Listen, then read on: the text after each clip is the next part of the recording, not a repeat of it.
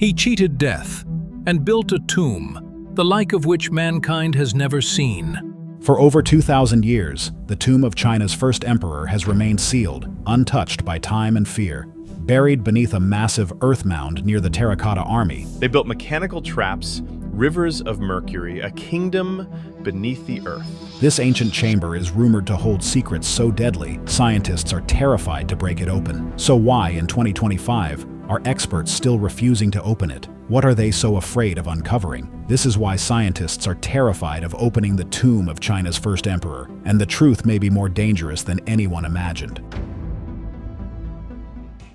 The emperor who wanted to live forever. Over 2,000 years ago, China was not one country. It was made up of several powerful kingdoms that often fought one another for land and control. This long period of conflict was known as the Warring States period. Each state had its own laws, coins, and traditions. Peace was rare, and rulers constantly looked for ways to defeat their neighbors and expand their territory. In the western state of Qin, a young prince named Ying Zheng was born in 259 BC. He would later become known as Qin Shi Huang, the first emperor of China. Ying Zheng became king at the age of just 13, after the death of his father, King Zhuangxiang. Although he was still very young, the boy was already surrounded by ambitious ministers, advisors, and generals who helped him keep power while he was growing up. As he grew older, Ying Zheng proved to be a strong and determined leader. He wanted to do more than simply rule his own state. He dreamed of something much bigger, to unite all the rival states under one ruler, one law, and one nation. This was something no one had ever done before in China. For nearly 10 years, he led his armies in a series of military campaigns across the region. One by one, the other kingdoms fell to the power of Qin. His soldiers used advanced weapons, organized formations, and strict discipline to defeat their enemies. By the year 221 BC, he had conquered all 6 of the other major states: Han, Zhao, Wei, Chu, Yan, and Qi. For the first time in Chinese history, the land was unified under one emperor. After his victory, Ying Zheng declared himself Qin Shi Huangdi, meaning First Emperor of Qin. He believed his rule was the start of a new era in Chinese history, and he wanted to make sure that his new empire would last forever. To do that, he started to reorganize the entire country. Qin Shi Huang introduced a single standard system of writing across his empire, replacing local scripts so that everyone could understand the same characters. This helped unify communication and record-keeping. He also created a national currency, so that coins had the same shape and value in every region. Weights and measures were standardized too, which made trade and taxation more efficient and fair across the empire. Even the width of cart axles was regulated, so that all carts could fit on the same roads. To protect the empire's borders, Qin Shi Huang ordered the connection and strengthening of earlier walls built by rival states. These efforts formed the early foundation of what would later become the Great Wall of China. It was a huge task that required thousands of workers, many of whom were soldiers, laborers, or prisoners. The goal was to stop northern nomads from raiding the settled regions of China. Inside the empire, he ordered the construction of wide roads, bridges, and canals to connect distant provinces. These made it easier to move armies, goods, and messages throughout the country. Local rulers were removed and replaced with officials chosen by the emperor, making sure that no one else could build power and challenge his authority. But while Qin Shi Huang worked to strengthen his empire on the outside, he also had a deep fear that was growing inside him, the fear of death. He simply wanted to rule forever. Qin Shi Huang became obsessed with the idea of immortality. He sent teams of scholars, doctors, and alchemists across the land to search for ways to keep him alive forever. Some were ordered to sail to distant islands in search of magical herbs or elixirs. Others worked in secret laboratories, trying to create potions that would stop aging. One of the substances he consumed often was mercury. We know that mercury is highly toxic and can lead to serious illness and death. But back then, the emperor trusted the advice of those around him and drank it in the hope of living forever. Qin Shi Huang's need to control everything around him, laws, roads, writing, people, extended to the one thing he could not truly conquer, death itself. And so, from the time he became king at the age of 13, he began planning for something that would help him continue ruling even after his life ended. What he began building was unlike anything the world had ever seen. Building a kingdom beneath the earth. At the time, no one could have guessed how massive the project would become. As the emperor grew in power, his vision for the afterlife expanded too. He did not want a simple tomb. He wanted an entire kingdom built beneath the earth. To build this enormous underground complex, the emperor ordered the labor of more than 700,000 workers. These included soldiers, craftsmen, prisoners, and conscripted peasants brought from across all the newly unified states. Some historians believe this number might have been exaggerated in ancient records, but archaeological evidence confirms that the project was enormous and would have required a vast workforce over many years. The construction went on for nearly 4 decades. The project continued throughout Qin Shi Huang's reign and was still being worked on when he died in 210 BC. It likely remained unfinished when a peasant rebellion broke out near the end of the Qin dynasty, forcing construction to stop. The location chosen for the tomb was Mount Li, near the city of Shenyang, the imperial capital. This area was considered special for its natural resources. Ancient Chinese texts say that the northern side of the mountain was rich in gold, while the southern side had valuable jade. The emperor, who was known for believing in symbols and omens, chose this site because it was thought to have lucky or auspicious geography. The design of the tomb complex was not random. It was carefully modeled after the layout of Xianyang, the capital city of the Qin dynasty. Just as the living emperor ruled from his palace in the capital, the dead emperor would continue to rule from a mirrored palace in the afterlife. The underground tomb included city walls, watchtowers, official buildings, and living quarters. Everything a ruler needed in life was rebuilt underground in miniature form. This underground city was divided into 2 main sections, an inner city and an outer city. The inner city, which covered about 1.5 miles in circumference, was where the central tomb and key structures were located. The outer city, surrounding it, was much larger, about 4 miles around. These walls were made of packed earth, just like those in the real capital, and were designed to protect the emperor's resting place, even in death. Inside the walls, archaeologists have found evidence of a detailed and organized city plan. There were stables for horses, kitchens for preparing food, and storehouses filled with supplies. Other parts of the complex included courtyards, gardens, ceremonial halls, and administrative buildings. Even an imperial park with lifelike bronze birds and musicians was created to entertain the emperor's spirit. In one area of the complex, archaeologists found bronze chariots and life-sized horses, carefully arranged as if they were ready for a royal parade. These chariots were made with incredible skill, using thousands of individual parts. The horses had reins, saddles, and decorative trimmings. Some were even fitted with bronze umbrellas to shade the emperor from the sun, though of course, there would be no sunlight in the world below. The builders also created complex drainage systems under the tomb to prevent flooding. Records suggest that during construction, workers may have dug deep enough to reach groundwater. Modern surveys using radar and soil analysis have confirmed that the underground water table in the area is about 98 feet below the surface. The presence of drainage channels, underground dams, and sealed walls shows that the builders were thinking carefully about long-term protection for the structure. What makes this complex even more astonishing is its size. The entire site, known today as the Mausoleum of the First Qin Emperor, stretches across nearly 38 square miles. That's larger than many modern cities. Most of it remains buried, and only parts have been excavated. Even after 50 years of research and digging, archaeologists believe they have uncovered just a small portion of the whole underground complex. One of the most interesting parts of the design is the direction it faces. To the east of the central tomb mound, the emperor placed his strongest protection. The eastern side was where the 6 former enemy kingdoms had once stood. These were the same kingdoms he had defeated to unify China. It seems that even in death, Qin Shi Huang wanted to guard himself from possible revenge. Though he had ruled as emperor during life, he clearly feared the unrest and danger that might come from the very people he had conquered. But this underground kingdom was not left unguarded. Lined up in battle formation, something extraordinary was placed at the edge of the complex. The Army of Clay. For nearly 2,000 years, the great tomb complex of Qin Shi Huang lay hidden beneath layers of earth and silence. Locals in the area had long heard strange stories about buried treasures in mysterious hills, but no one had ever truly uncovered what was there. That changed in the spring of 1974, when a group of farmers digging a well in a field near the city of Xi'an made an astonishing discovery. While digging, one of the farmers struck something hard underground. It was a piece of carved clay. As they continued, more fragments began to appear. A head here, a torso there, and the tip of a bronze weapon. They had no idea that they had just uncovered the edge of one of the greatest archaeological finds in human history. Local officials were alerted, and soon a team of archaeologists arrived. As they began their work, they uncovered more and more pieces until it became clear that this was no ordinary burial site. Lying beneath the soil, in carefully arranged battle formations, were thousands of life-sized clay soldiers. Today, we know this discovery as the Terracotta Army. So far, more than 8,000 individual warriors have been found in the main pits, and many still remain buried. What makes this army even more impressive is that no two soldiers are exactly the same. Each figure has unique facial features, hairstyles, clothing, and expressions.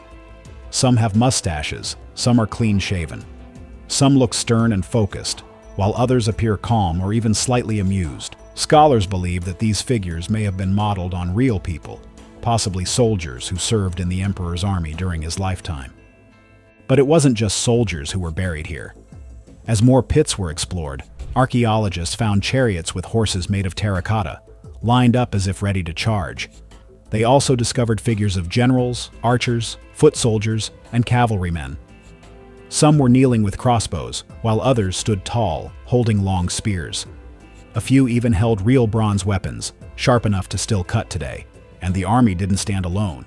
In nearby pits, researchers uncovered a wide variety of other clay figures, ones not meant for war. There were acrobats, captured mid-motion, their muscular forms showing great attention to human anatomy. Musicians with carefully detailed robes and instruments were placed as if they were ready to perform.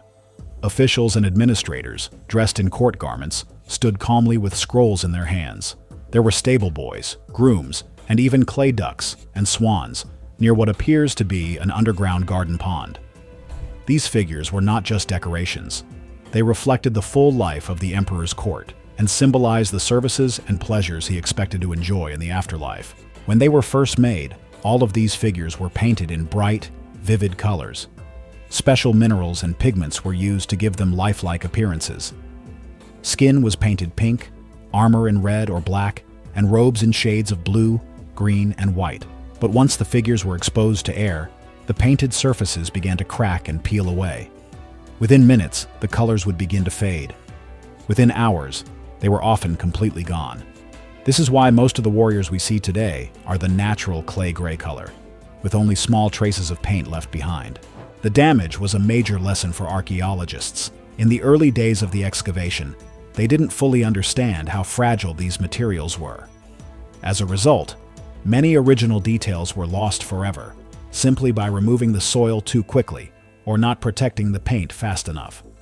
That is one reason why, even decades later, many parts of the site remain untouched.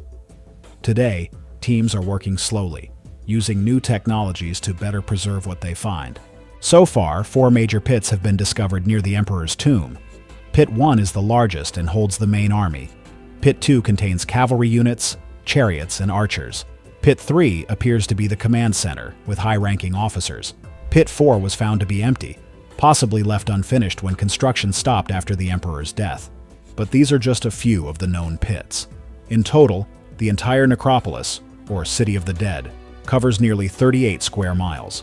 Archaeologists have found hundreds of other pits scattered around the complex. Some hold animals, others hold entertainers, and some still haven't been explored at all.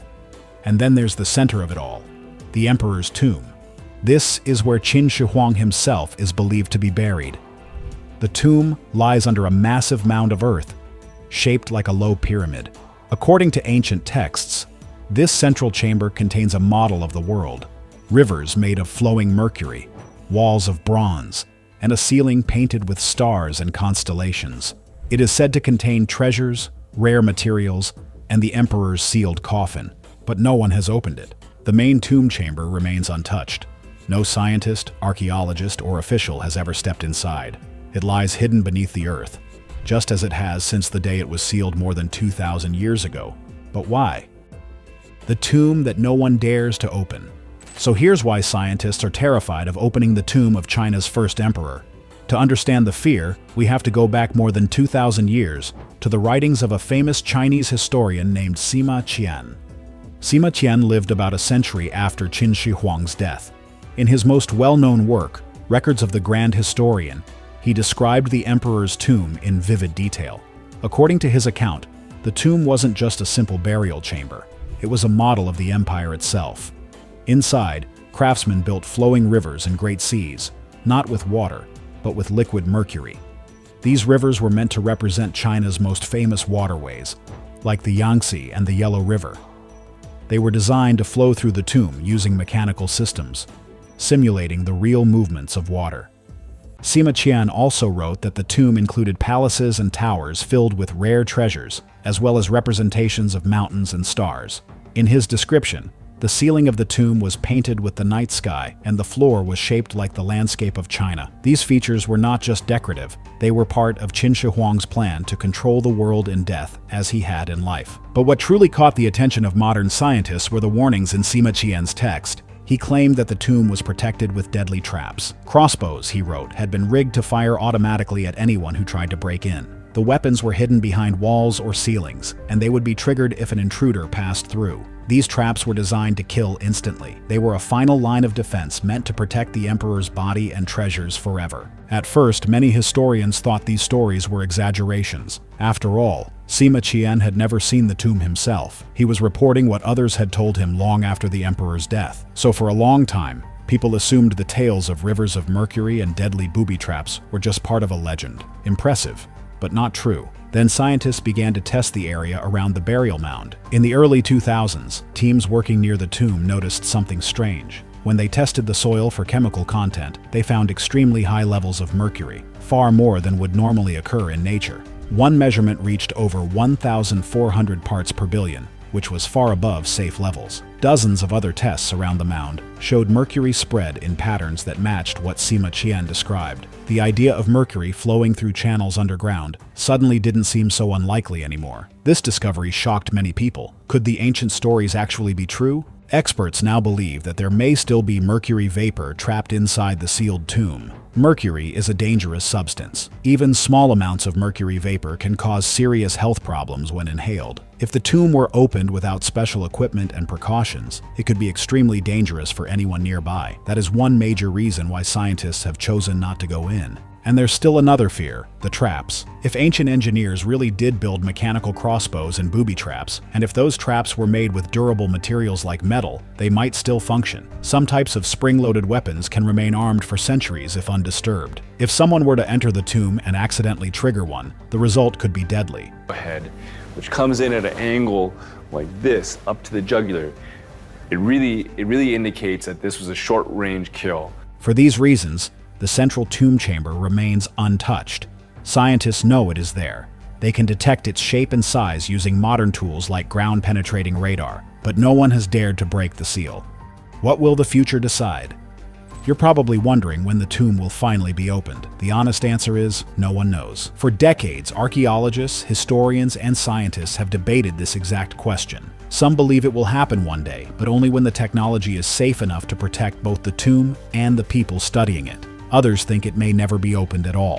What everyone agrees on is that the risks are real and the decision cannot be rushed. One of the biggest concerns is preservation. We already know that when the terracotta warriors were first uncovered in 1974, their bright colors faded and peeled off almost immediately after being exposed to air. The painted surfaces had survived underground for over 2,000 years, but they couldn't survive even a few minutes in the open. That's just one example of how delicate the contents of the tomb might be. If the seal is broken too early, the treasures inside, if there are any, could be lost forever. That's why many experts say we must wait. They argue that only with future tools, maybe even decades from now, will we be able to explore the tomb safely. These tools would need to stabilize the environment, stop chemical reactions, and neutralize any toxins or traps before anyone goes inside. But waiting comes with risks too. China is a country with earthquakes, seasonal floods, and fast-growing cities. Over time, natural disasters could damage the underground chambers. Pollution from nearby industries might seep into the ground. There's also the threat of illegal digging or looting, which has already damaged many historical sites around the world. If the tomb is left completely untouched, someone or something could destroy it by accident, or worse,